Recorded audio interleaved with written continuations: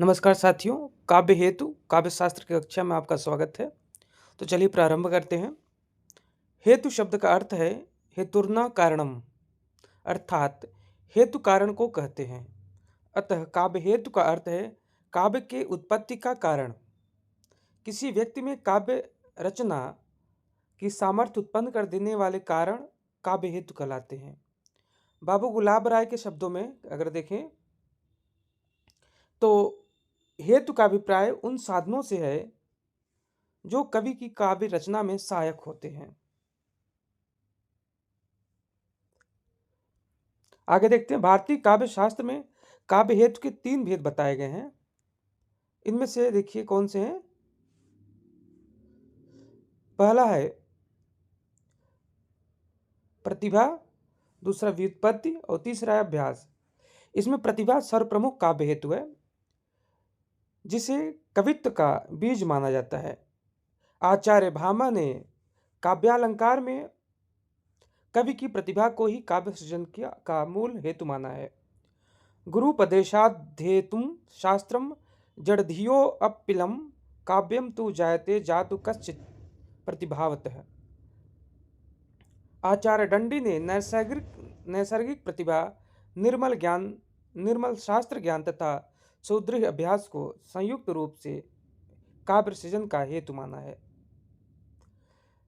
वे कहते हैं नैसर्गिकी च प्रतिभा श्रुतम च बहु निर्मलम अमंदाश्चाभि योगेस्य कारणम काव्य संपद है। आचार्य वामन ने काव्य हेतु के स्थान पर काव्यांग शब्द का प्रयोग किया है।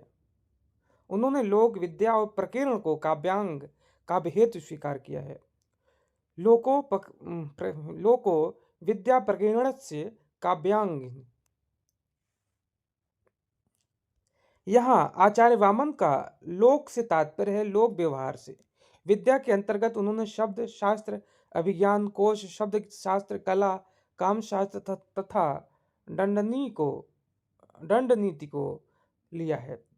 स्पष्टतः विद्या से उनका अर्थ व्युत्पत्ति है। प्रकीर्ण के अंतर्गत उन्होंने लक्ष्य ज्ञत्व, काव्य परिचय, अभियोग, काव्य रचना का उद्योग, वृद्ध सेवा, प्रतिभा और अवधान चित्त की एकाग्रता को लिया है।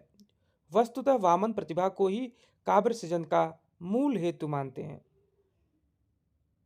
कवित्तस्य बीजम प्रतिभानम कवित्त बीजम।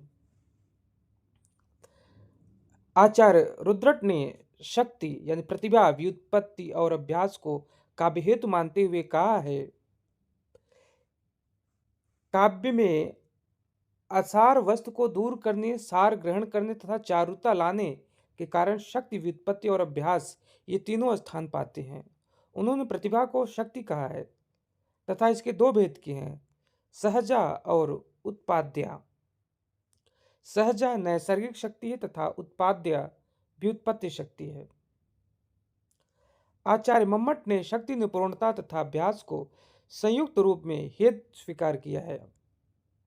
वे कहते हैं, शक्ति निपुणता लोक शास्त्र काव्याध्येत क्षणात् काव्य शिक्षाभ्यास इति हेतुस्तुद्भवे।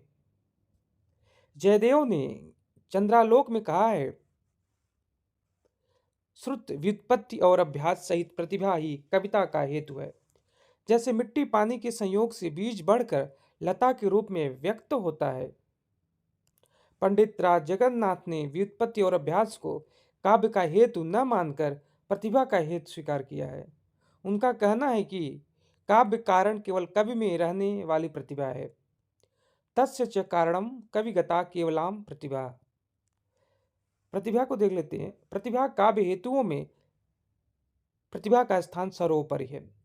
प्रतिभा नित्य नवीन उद्भावना करने वाली मानसिक शक्ति है।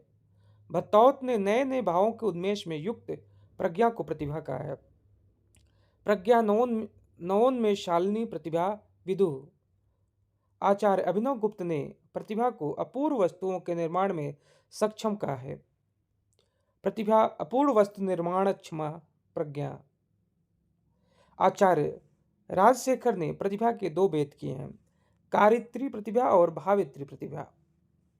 कवि का उपकार करने वाली प्रतिभा को कारित्री प्रतिभा तथा सहृदय का उपकार करने वाली प्रतिभा को भावयित्री प्रतिभा कहा है। आचार्य वाग्भक्त ने लिखा है, प्रच्छन्न पदावली नए नए अर्थों तथा उक्तियों का उद्बोधन करने वाली कवि का स्फुरणशील सर्व सर्वतोमुखी बुद्धि को प्रतिभा कहते हैं। आचार्य रामचंद्र शुक्ल ने प्रतिभा को अंतःकरण का उद्भावित क्रिया कहा है।